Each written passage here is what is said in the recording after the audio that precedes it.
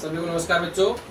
देखिए, पिछली क्लास में हमने पढ़ा बच्चों राष्ट्रवाद के बारे में, और यूरोप में राष्ट्रवाद जो चैप्टर था उसको हम पढ़ते पढ़ते पहुंच गए थे यूरोप में राष्ट्रवाद के जो विकास हुआ राष्ट्रवाद का, उसका क्रमिक चरण क्या क्या थे।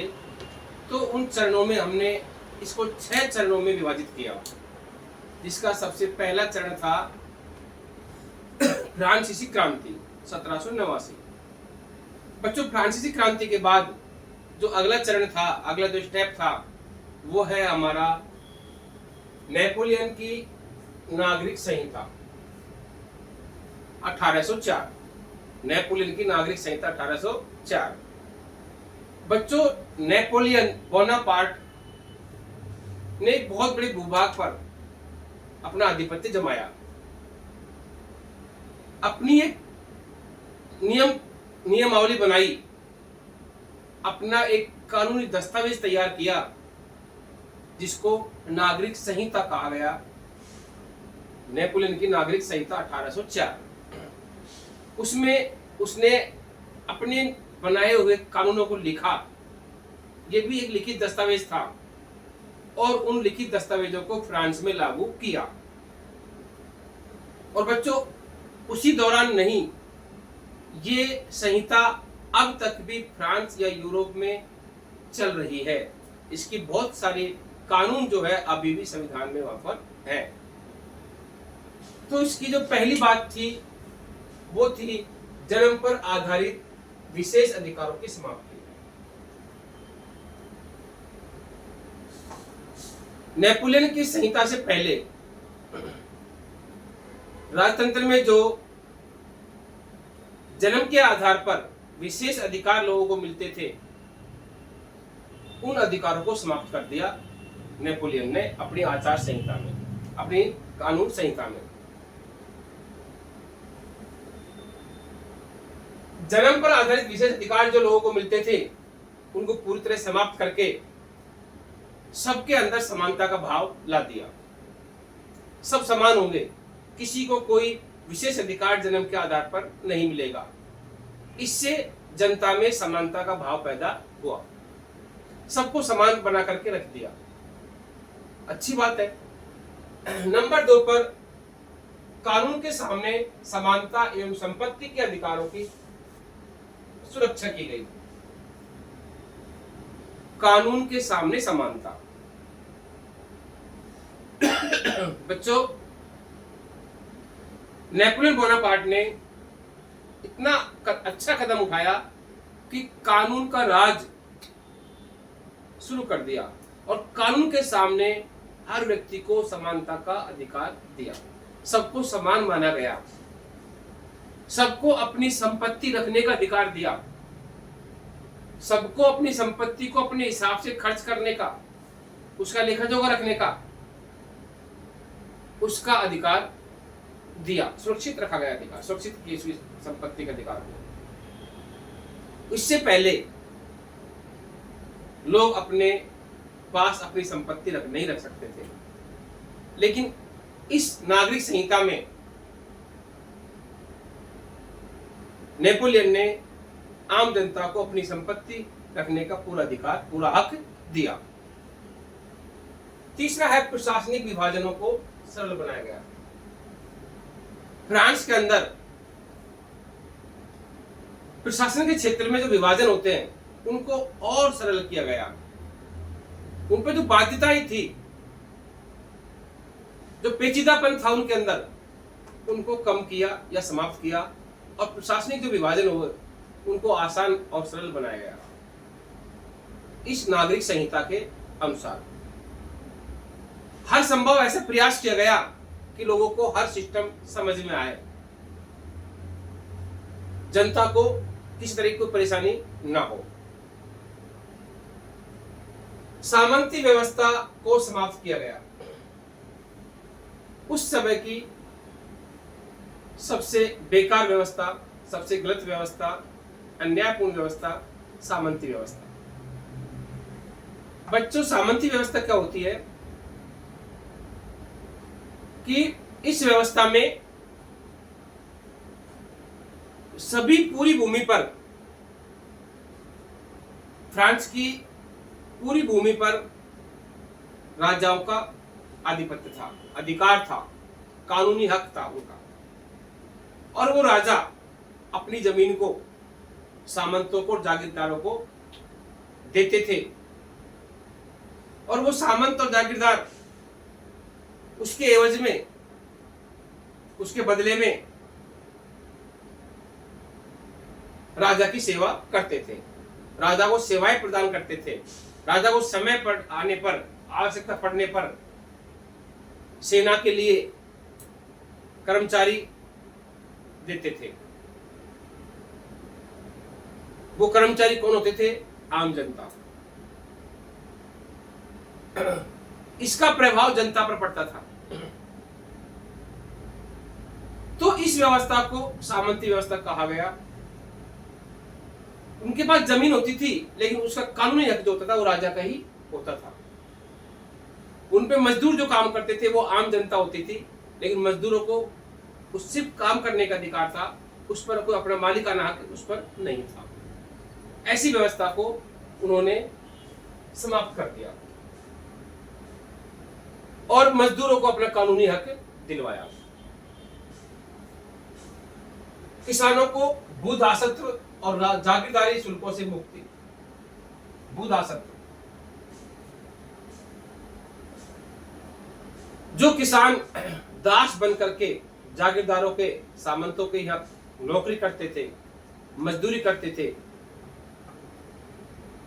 उनको इस मजदूरी से, इस दासता से छुटकारा दिलवाया इस नागरिक संहिता ने। जागीरदारों को शुल्क देनी पड़ती थी किसानों को, उस शुल्क से भी मुक्ति दिलवाई। ऐसी प्रथाओं को इस नागरिक संहिता ने फ्रांस से समाप्त कर दिया। शहरों में कारीगरों के श्रेणी संघों को के नियंत्रणों को हटा दिया गया। शहरी क्षेत्रों में, नगरीय क्षेत्रों में जो कारीगरों के संघ बने हुए थे, उनका जो नियंत्रण होता था, उस नियंत्रण से भी मजदूरों को छुटकारा दिलवाया। वहां भी उनको स्वतंत्रता का भाव पैदा हुआ, स्वतंत्रता मिली, आजादी मिली, उनके नियंत्रण से बहाल हो गए, वो मुक्त हो गए। तो बच्चों, ये जो हमने पढ़ा 1804 की नागरिक संहिता नेपोलियन की, अब इसके बाद जो तीसरा चरण है राष्ट्रवाद का विकास का, वो आता है राजनीतिक आर्थिक क्षेत्र में उदारवादी राष्ट्रवाद। उदारवादी राष्ट्रवाद, बच्चों, उदारवाद को अगर ऐसे देखा जाए तो उदारवाद जो है वो जनता को स्वतंत्रता और समानता का आनंद देता है। जनता के लिए सरकार की तरफ से, प्रशासन की तरफ से नियमों में छूट का प्रावधान देता है, नियमों में लचीलेपन का प्रावधान देता है। कहीं ना कहीं जनता को स्वतंत्रता और समानता के भाव देता है। तो ये आर्थिक और राजनीतिक उदारवादी राष्ट्रवाद जो है, ये भी राष्ट्रवाद का एक प्रकार है, एक विचारधारा है। इसमें क्या था कि सहमति पर आधारित सरकार। यूरोप में जब राष्ट्रवाद विकास करता गया तो धीरे धीरे सत्ता का रूप बदलता चला गया और धीरे धीरे सहमति पर आधारित सरकार का गठन हुआ। सरकार जो चलेगी, सरकार का जो चलने का तरीका होगा, वो सहमति पर, जनता की सहमति। जनता पर कठोर कानून लागू नहीं किए जाएंगे, जनता को आजादी देनी होगी, स्वतंत्रता देनी होगी, उनको समानता देनी होगी और सहमति के आधार पर सरकार गठन किया जाएगा। यह प्रावधान किया गया। संविधान आधारित सरकार या शासन, शासन व्यवस्था जो होगी वो संविधान पर आधारित होगी। संविधान में लिखे गए कानून के आधार पर शासन व्यवस्था चलेगी, जिसमें जनता के हितों का ध्यान रखा जाएगा। संविधान आधारित शासन व्यवस्था कभी भी गलत नहीं हो सकती। तो संविधान आधारित शासन व्यवस्था पर जोर दिया गया उदारवादी राष्ट्रवाद में, क्योंकि उदारवादी राष्ट्रवाद ये कहता है कि जनता के हितों का ध्यान रखा जाए, जनता को कहीं ना कहीं दबाव से मुक्त किया जाए, शासक के दबाव से उसको बाहर निकाला जाए। संसदीय या प्रतिनिधि आधारित सरकार, संसद या प्रतिनिधि आधारित सरकार, सरकार जो बने वो प्रतिनिधि चुनकर के जाएं, उन पर बने, वो सरकार में काम करें, या संसद हो, संसदीय शासन व्यवस्था हो या प्रतिनिधि पर आधारित शासन व्यवस्था हो, इस प्रणाली पर, इस व्यवस्था पर जोर दिया गया शासन के मामले में। संसदीय शासन व्यवस्था में संसद के सदस्य चुन करके जाएंगे और वो जाकर के राष्ट्र के भविष्य का निर्माण करेंगे, राष्ट्र के कानून निर्माण करेंगे, राष्ट्र की जनता का हितों का ध्यान रखते हुए संविधान में नियमों को लिखे गए हैं उनके अनुसार कानूनों का निर्माण करके देश की शासन व्यवस्था को चलाएंगे। विशेष अधिकारों का अंत। शासन व्यवस्था में जो विशेष अधिकार का प्रचलन था जन्म के आधार पर, उनका अंत कर दिया गया। उदारवादी राष्ट्रवाद ये कहता है कि अब उनकी कोई आवश्यकता नहीं है। जब जनता को अधिकार दिए गए हैं, जनता समान है सब कानून के नजरों में, सबको स्वतंत्रता है, सब स्ट्रेस फ्री है, तो किसी को तनाव क्यों दिया जाए। उनको ऊपर कोई किसी को विशेष जो अधिकार दिए गए हैं वो सारे समाप्त कर दिए गए, और राजा हो, सामंत हो, कोई जागीरदार हो, सबको जनता के बराबर ला करके रख दिया, क्योंकि उनको जो विशेष अधिकार मिले हुए थे वो सब समाप्त कर दिए गए इस व्यवस्था में। कानून के समक्ष समानता। जब संविधान आधारित शासन व्यवस्था अगर है फ्रांस में, यूरोप में, किसी देश में, तो सीधी सी बात है कानून का तो हम पर शासन होगा ही होगा। कानून के समक्ष सभी को समानता का अधिकार दिया गया, और जब ये कानून के समक्ष सबको समानता का अधिकार मिला तो जनता को इसका फायदा मिला। मताधिकार का समर्थन, लेकिन सबके लिए नहीं। उदारवादी राष्ट्रवाद ने मताधिकार का समर्थन किया, लेकिन सबके लिए नहीं। महिलाओं को इससे दूर रखा गया, महिलाओं को इससे दूर रखा गया, अर्थात महिलाओं को वोट डालने का अधिकार नहीं दिया गया। हालांकि राष्ट्रवाद ने, उदारवादी राष्ट्रवाद ने मत देने का, मताधिकार का पक्ष तो लिया कि मिलना चाहिए, लेकिन इस सबके लिए वो इस व्यवस्था को पूरी नहीं कर पाए। इसको कुछ लोगों को इससे बाहर रखा गया। मुक्त बाजार व्यवस्था।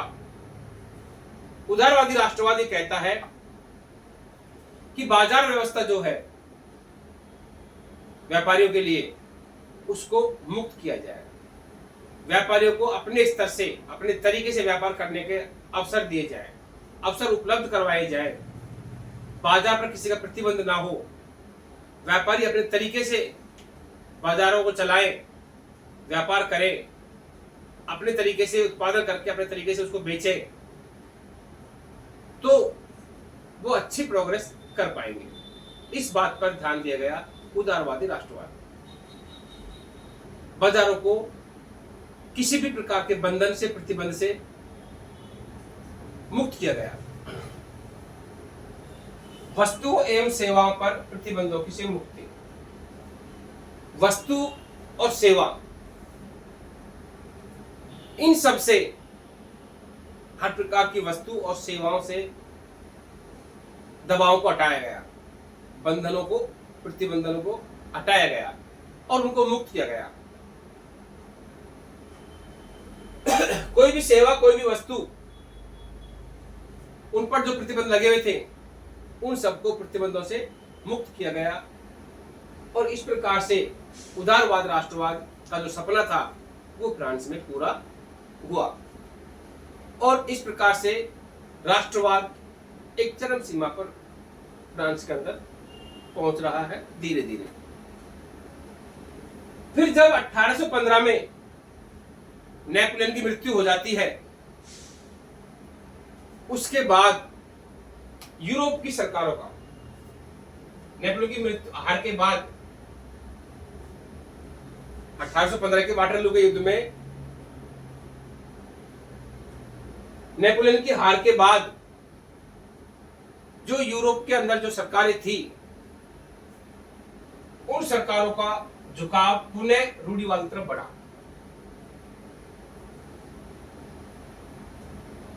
बच्चों, रूढ़िवाद भी एक विचारधारा है जो हमें पुराने विचारों की ओर धकेलती है। रूढ़िवादी चाहते हैं कि व्यवस्था में बदलाव तो होना चाहिए, लेकिन धीरे धीरे होना चाहिए। इस प्रकार से बदलाव हो व्यवस्था में, इस प्रकार से विकास हो व्यवस्था में, देश में, कि हमें हमारे अतीत को न भूले, हम हमारे अतीत को बिना भूले अपने विकास को आगे बढ़ाएं, अपना विकास करें। अगर हम हमारे अतीत को भूल गए तो वो रूढ़िवाद नहीं है। तो रूढ़िवादी की विचारधारा इस प्रकार थी, पुराने विचारों की विचारधारा थी। तो जब वाटरलू के युद्ध में नेपोलियन बोनापार्ट जब हार गया था, उसके बाद यूरोप की जो सरकार थी, सरकारें, उसका झुकाव फिर से रूढ़िवाद की ओर बढ़ने लगा। अपनी राजनीतिक विचारधारा के अनुसार रूढ़िवादियों में ने स्थापित संस्थाओं, रीति रिवाजों, परंपराओं को मान्यता दी। जो पहले परंपराएं चली आ रही थी, जो संस्थाएं बनी आ रही चली आ रही थी प्राचीन काल से, उन संस्थाओं को, उन मान्यताओं को, सभी को दोबारा से स्थापित करने का प्रयास किया गया।